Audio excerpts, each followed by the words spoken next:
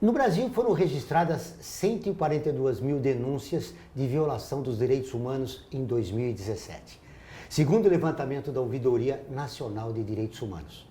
De acordo com uma pesquisa realizada pelo Instituto Ipsos, cerca de 63% dos brasileiros são a favor dos direitos humanos, mas 2 em cada 3 pessoas acreditam que os direitos humanos defendem mais o autor do crime do que a vítima. Por que os brasileiros têm uma visão tão distorcida dos direitos humanos? Para falar sobre o assunto, eu recebo hoje Paulo Vanucchi, jornalista, defensor dos direitos humanos e membro da Comissão de Defesa dos Direitos Humanos, D. Paulo Evaristo Arnes. Olá, seja bem-vindo, eu sou Joel Scala. Está começando o Observatório do Terceiro Setor, o olhar da cidadania.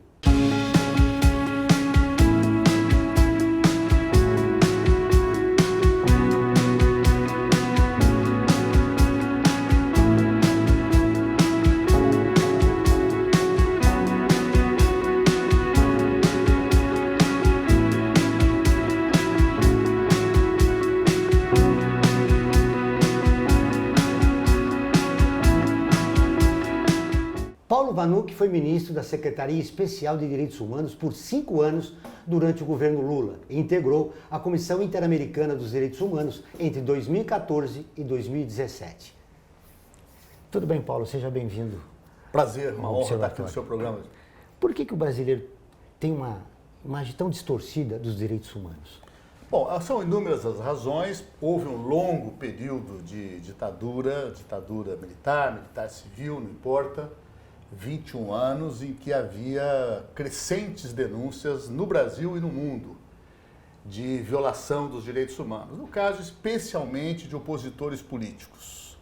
Os estudantes que se manifestavam por melhora na educação, como nos dias de hoje novamente, também aqueles que exigiam a volta do direito de voto para presidente, contra a censura. Então, o próprio regime, ele cuidou de construir, inicialmente, um discurso para desqualificar direitos humanos. Direitos humanos só defende bandidos, só defende presos. E hoje em dia, nós ainda temos importantíssimos programas de rádio e televisão que martelam nessa tecla. E, claro, para as pessoas que não têm na escola, que não têm no seu ambiente social, na sua igreja, outra explicação, o discurso, tem que aproveitar oportunidades como aqui no seu programa, para lembrar. Diante desta realidade, como construir uma cultura de direitos humanos no país? Então, e para construir, vamos lembrar primeiro isso, né? O que são direitos humanos, afinal de contas? Olha, é uma longa história. Se a gente percorrer, vai achar 1.000, 2.000, 3.000 anos atrás, as primeiras ideias de defesa do pequeno contra o grande, do fraco contra o forte, do pobre contra o rico. O próprio cristianismo é todo um conjunto de mensagens de igualdade, de justiça, de amor.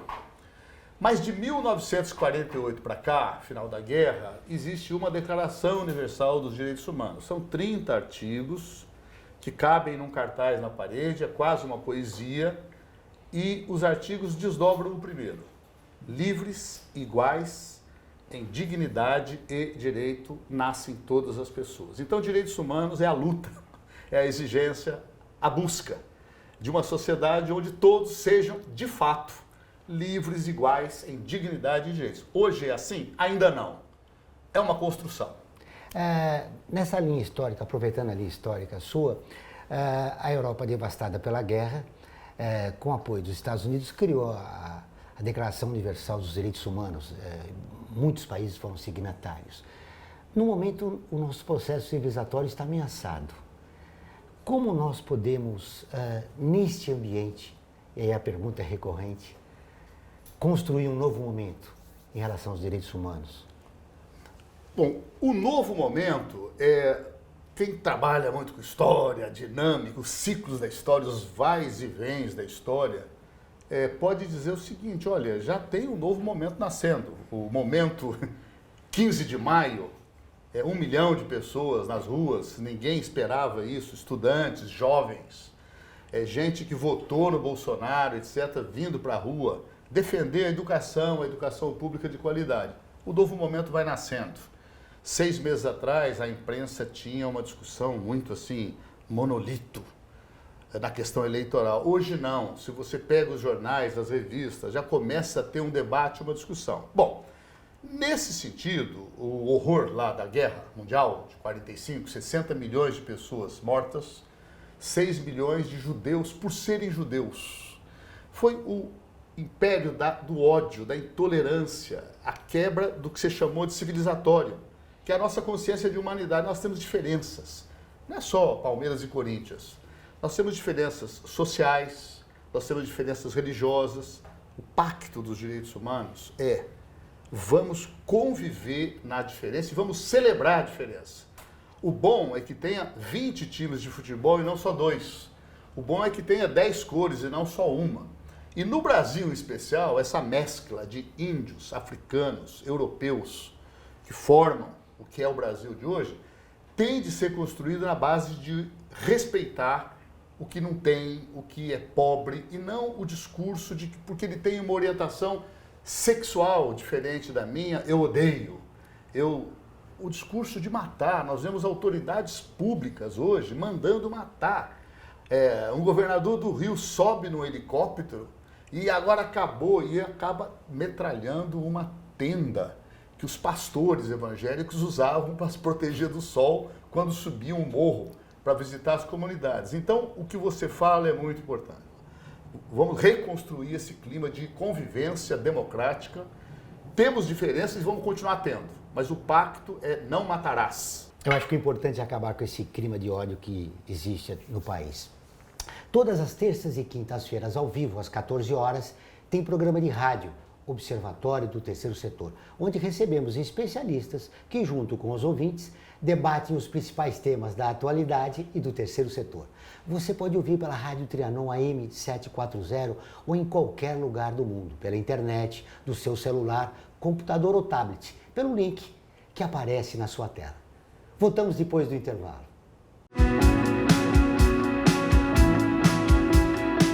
A FIA é muito mais que uma escola de negócios. É graduação, pós-graduação, MBA, mestrado e consultoria para empresas. Isso faz diferença. Conheça a FIA.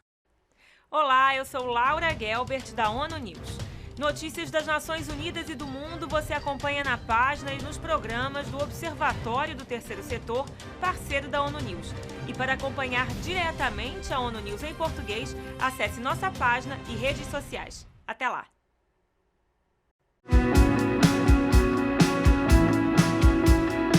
Voltamos com o Observatório do Terceiro Setor. E agora, vamos para o quadro Você Conhece?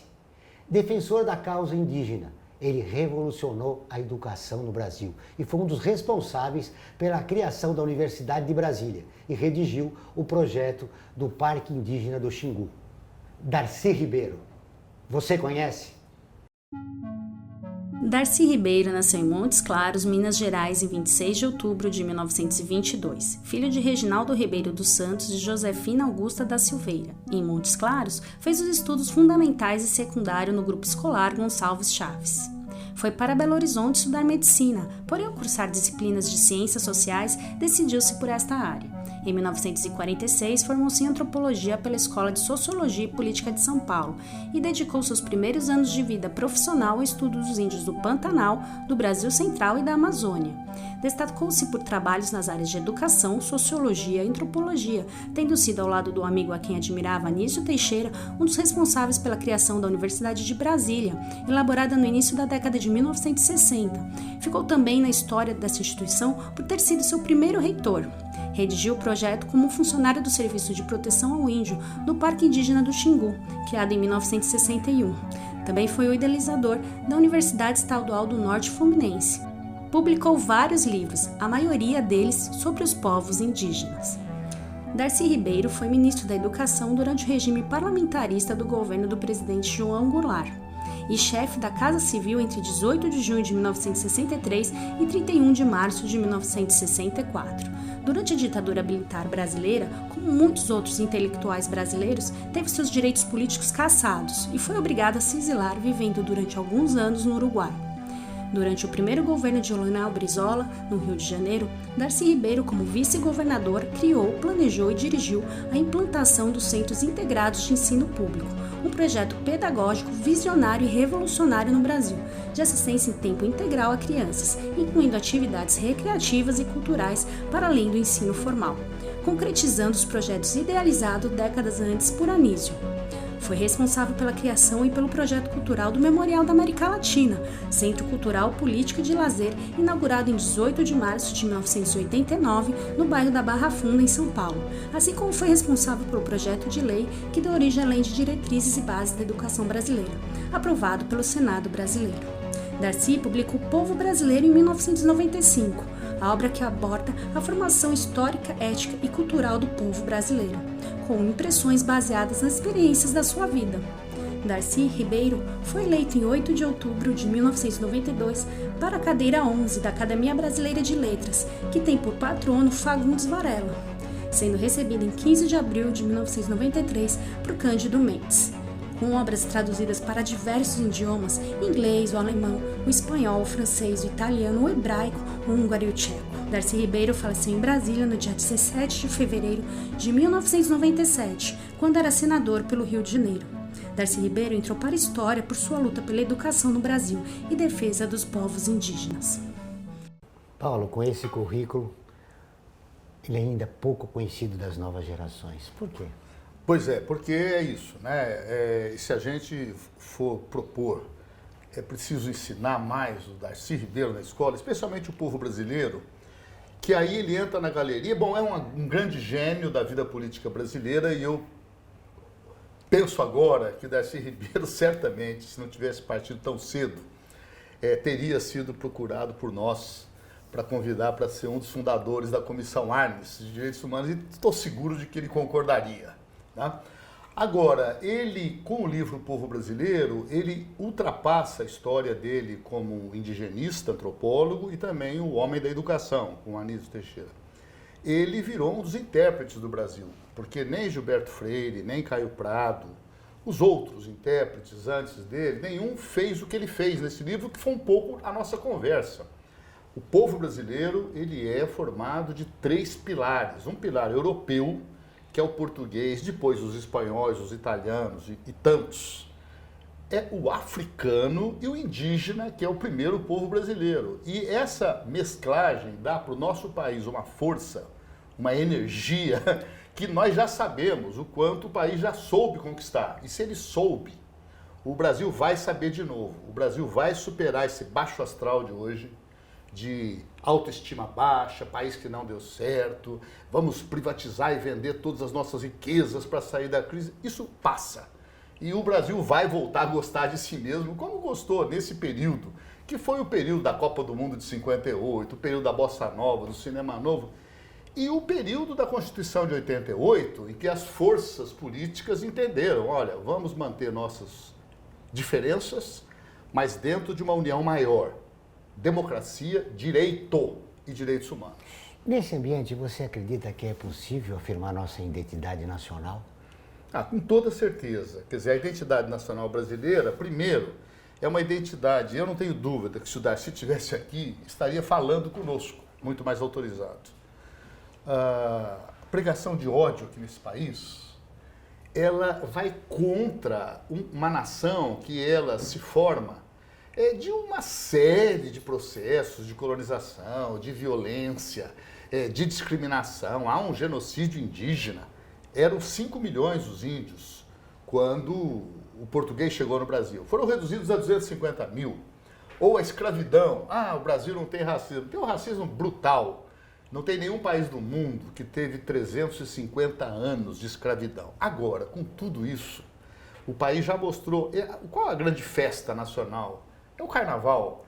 É uma hora em que as pessoas se abraçam sem se conhecer. Então, essa pregação de ódio, ela dura pouco no Brasil. Não porque o país seja um país do amor, não violento. O país é muito violento. E você começou mostrando os índices da Ouvidoria Nacional. E os índices, com 142 mil denúncias, é o Disque 100 que eu me orgulho de ter ajudado a montar lá em Brasília. Mas olha, as denúncias são 1/10, talvez seja 1/100 das violações. As violações, quem é que pega um telefone e vai lá, 100, e fica aguardando, explicando? Então, a violação é generalizada. Agora, a identidade nacional brasileira é a identidade que, por exemplo, em 2010, o Brasil viu bem. Era PIB crescendo, pleno emprego, um projeto de país, a conquista da Copa do Mundo e das Olimpíadas, o pré-sal. E se o país teve esse momento de autoestima elevada, ele vai voltar a ter. Eu espero que a maioria da população brasileira vá compartilhar desse otimismo que você tem. Agora eu vou fazer um convite a você que está nos acompanhando. Curta a nossa página, a página do Observatório do Terceiro Setor, no Facebook. Ela é visualizada por mais de 700 mil pessoas toda semana e está sempre atualizada com notícias do terceiro setor, do Brasil e do mundo. Faça com mais de 380 mil pessoas. Curta a nossa página. Vamos para um rápido intervalo, mas antes você vai conhecer um dos artigos da Declaração Universal dos Direitos Humanos, que faz parte da campanha do Observatório do Terceiro Setor. Direitos humanos são direitos de todos.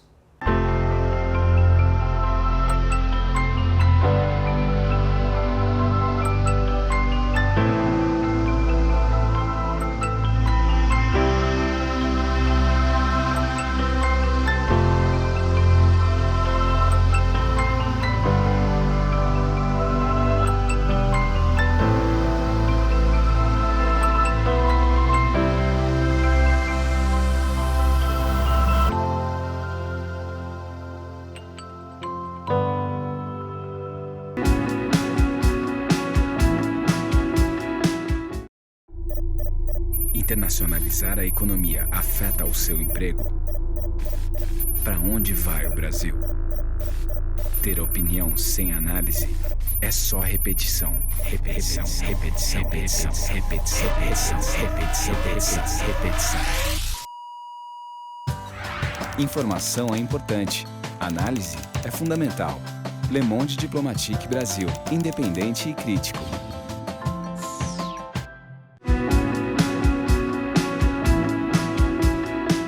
Estamos de volta com o programa do Observatório do Terceiro Setor, o Olhar da Cidadania. Não esqueça, todas as quartas-feiras, às 17 horas, tem programa Olhar da Cidadania na Rádio USP, com temas da atualidade e dos direitos humanos. Anote, todas as quartas-feiras, às 17 horas, na Rádio USP, em São Paulo, 93,7 FM, em Ribeirão Preto, 107,9 FM. Paulo, agora eu gostaria de ouvir de você como nós podemos nos contrapor a esse cenário que existe no país. A Comissão Arnes, já instituída, tem realizado algum trabalho? Isso, coincidentemente, nós estamos mais ou menos completando 3 meses da nossa fundação. E a Comissão Arnes, como sabem, é a junção de figuras que atuaram em diferentes campos dos direitos humanos e em diferentes governos.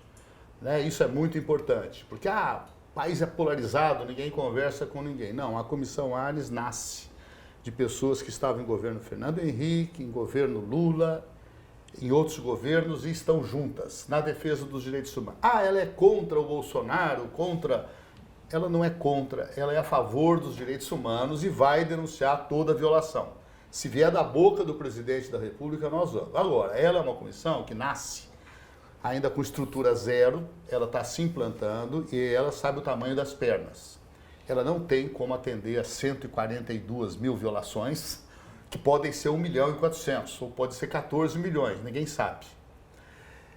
O que ela faz é selecionar 3, 4 casos mais importantes. E nesse momento ela está trabalhando com uma importante questão indígena, então está aí o Darcy Ribeiro para ser reverenciado, que é o tema lá em Roraima, do grupo Vaimiri Atroari. É um grupo indígena que, durante o período da ditadura, eles foram assim, alvos de repressão para a construção da rodovia Manaus-Boa Vista e agora um linhão de eletricidade, porque dizem Roraima é o único estado que ainda não tem energia conectada com o sul. Recebe da Venezuela. Venezuela tem uma baita crise, então precisa do linhão. Mas existe uma convenção da OIT, Organização Internacional do Trabalho, da ONU, que o Brasil assinou porque quis, de que só pode invadir uma área indígena com a chamada consulta livre, prévia e informada. Então, a Comissão Arnes adotou esse tema e vai trabalhar. O outro tema é uma chacina que no Rio de Janeiro ocorreu logo nos primeiros dias do governador Witzel, que fez uma campanha chamando para matar. Atirem na cabeça. E pode ter sido um cartão de visita. Então, foi lá, Morro de Santa Teresa, Morro do Falé, 15 mortos, há denúncias graves, não importa se eles eram ou não ligados ao crime organizado. Porque quem é do crime tem que ser preso, tem que ser punido e punido severamente. Não pode ser executado. Tem alegação, inclusive, de que alguns foram mortos depois de torturados. Vamos trabalhar esse tema. Um terceiro tema que nós vamos trabalhar é o episódio aí, um diálogo com as empresas. Houve recentemente, no Extra, o episódio da morte de um jovem que era inclusive doente, um absurdo. Já houve anos atrás alguma coisa no Carrefour. O shopping Higienópolis recentemente pediu para a polícia prender os meninos que ficam ali pedindo esmola. Então nós vamos chamar as empresas com o Instituto Etos, e aí essa relatoria, quem coordena hoje na Comissão Arnes é o ex-ministro Bresser Pereira, que foi diretor do Pão de Açúcar durante muitos anos, também um intelectual, professor muito importante, para dizer, olha, as empresas não podem, se é uma empresa de segurança terceirizada, rompe o contrato, exige outra qualidade no racismo, na questão da diversidade sexual. Quer dizer, de repente, as empresas têm que treinar os seus funcionários de que hoje existe uma diversidade sexual que está assegurada na Constituição. As pessoas têm direito a ter orientações diferentes daquela que predomina na sociedade ou que as religiões eventualmente ensinem. Cada um tem direito de ter sua religião e segui-la. E quem não tiver religião também tem os mesmos direitos constitucionais. E por último, nós estamos chamando também uma mesa de diálogo, que foi suscitada por esse clima que você aborda, o ódio e a violência. Então, chamar as igrejas, agora a nova direção da Conferência Nacional dos Bispos do Brasil, chamar a nova direção da OAB, Ordem dos Advogados, presas, ONGs, o terceiro setor presente nisso, universidades, para sentar numa mesa de diálogo. E vamos fazer um evento em junho, em meados de junho, provavelmente em São Paulo, para dizer o que as televisões têm de fazer para combater o clima de ódio, violência e intolerância, o que as universidades têm de fazer, o que as empresas têm. E nisso tudo, acompanhar essa discussão do pacote contra a violência, que como está, e com o decreto das armas, pode tornar o quadro brasileiro ainda mais apavorante. Imagina cada cidadão com 4, 5 armas. Problema do Brasil, feminicídio. O marido espanca a mulher e mata, e muitas vezes espanca e não mata. Mas não mata porque não tem arma em casa. Vai ter. Então as mortes de mulheres vão dobrar, vão triplicar. É um horror. Não pode continuar. A Comissão Arnes vai gritar isso. Muito bem. Você já esteve no governo federal durante alguns anos e sabe da importância de políticas públicas. O atual governo, no Ministério dos Direitos Humanos, tirou o público LGBT. Ou seja, é um retrocesso. Como você vê essa questão? É um retrocesso gravíssimo dentro de vários retrocessos. Quer dizer, o que está acontecendo, nós às vezes chamamos de um revogaço. Conquistas de direitos humanos, como essa da convenção que eu te falei, que exige consultar os índios para fazer uma obra, uma hidrelétrica, uma mineradora. Se os índios aceitarem, e eles vão negociar, autorizamos se tivermos escola, saúde, alguma coisa em troca. Aí a Comissão Arnes ninguém se mete. Na questão do direito à diversidade sexual, direitos da criança, e vários outros, há um verdadeiro revogaço. E é um processo que foi uma construção que, de 88 para frente, os vários governos adversários entre si se completaram. No governo Fernando Henrique houve importantes avanços, no governo Lula, no governo Dilma, no governo Itamar, alguma coisa até no período do Sarney. Então, nesse sentido, é como se o governo brasileiro atual fosse assim: eu tenho horror às Nações Unidas, eu tenho horror à OEA, Estados Americanos, eu tenho horror a todo o sistema de direitos humanos. E, ao fazer isso, o Brasil vira pária e está virando, porque se você vai para os Estados Unidos, para o encontro em Dallas, chega nesse encontro, se descobre que você não foi convidado, você começa a agredir e ofender, isso vai ter impactos econômicos na balança, as próprias empresas vão começar a ver os seus lucros caírem. Então, é um chamado para a consciência cidadã. Para fechar nossa entrevista, Paulo, eu percebi que durante a nossa fala você é otimista. A sociedade civil está se organizando de novo em defesa da democracia, em defesa dos direitos humanos. Há uma semelhança do que aconteceu no passado, quando toda a sociedade se uniu contra a ditadura militar. Como você vê esse momento? E já agradecendo pela entrevista. Não, obrigado. Assim, eu sou otimista íntegro, e o otimismo é exigência nos direitos humanos. Acreditar que nós vamos construir um mundo onde todos seremos livres e iguais em dignidade.